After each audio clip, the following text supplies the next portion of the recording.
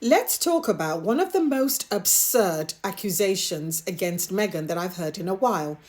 And it's the fact that they think Meghan was stealing from a photo shoot, from a professional set. Now, what many people don't realize with a professional set, and I'm going to educate you because I've worked on a number of these.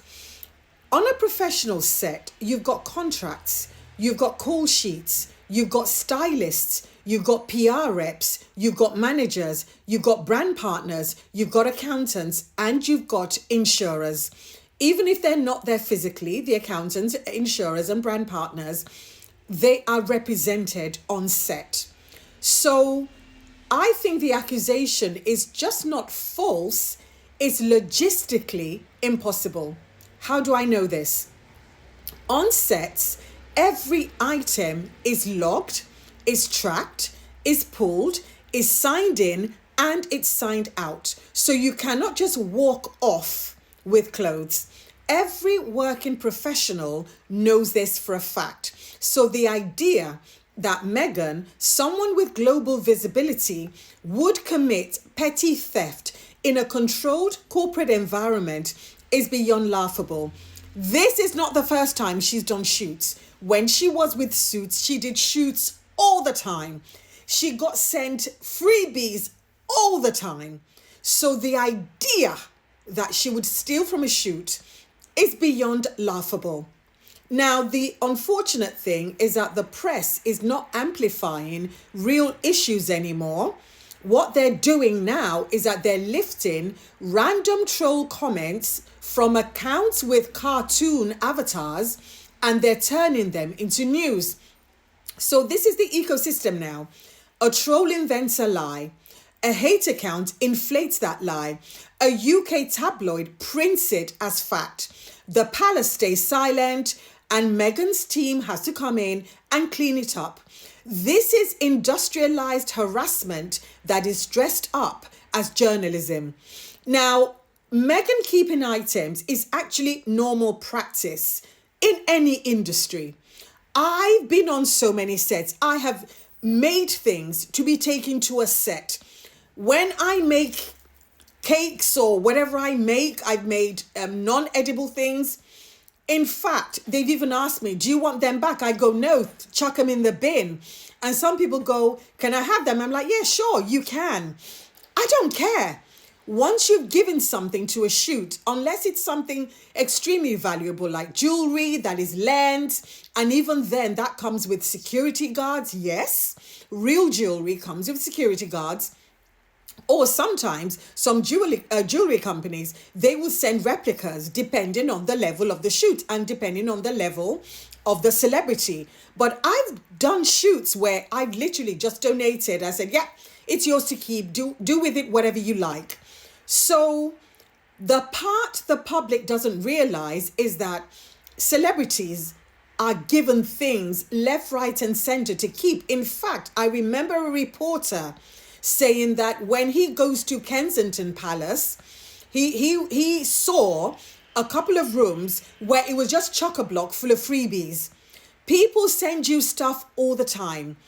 Or sometimes, if it's custom made for you, you retain the items for security reasons because the wardrobe that is worn by public figures, they often get stolen.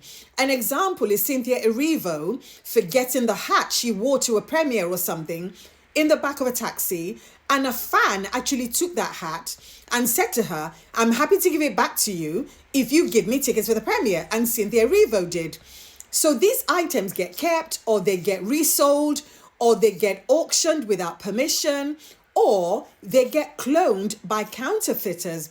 So giving the talent clothes is safer for everybody, and it's PR for everybody. That isn't special treatment, guys. That is industry standard. So as far as I'm concerned, the double standard is blinding. If it was the other girl, Beatrice, Eugenie, or Camilla, they would get to keep the items from the shoot, and the story would be, oh, the magazine gifted her pieces out of admiration and respect, or how lucky the brand was to work with her. But with Meghan, they're jumping straight to thief, and everybody knows why. And I will tell you why. Racism, misogyny, resentment, the usual cocktail. And the pattern is predictable because anytime Meghan has a project coming, they try to create a scandal. Every single time. That is a formula now. Archetypes, fake bullying scandal, Netflix series, The Neighbors Hate Her story, Invictus, Diva Demands story, Nigerian tour, fake stolen jewelry story, new business venture, fake stolen dress story. It's like clockwork. They want to derail her momentum. They want to poison the public conversation, and they want to manufacture negativity so her achievements get buried. But it never actually works, and it will never work because her projects will always outperform the hate. So yeah, as far as I'm concerned, the bottom line is that Meghan issuing a major statement over something so stupid is proof of just how deranged the media environment around her has become.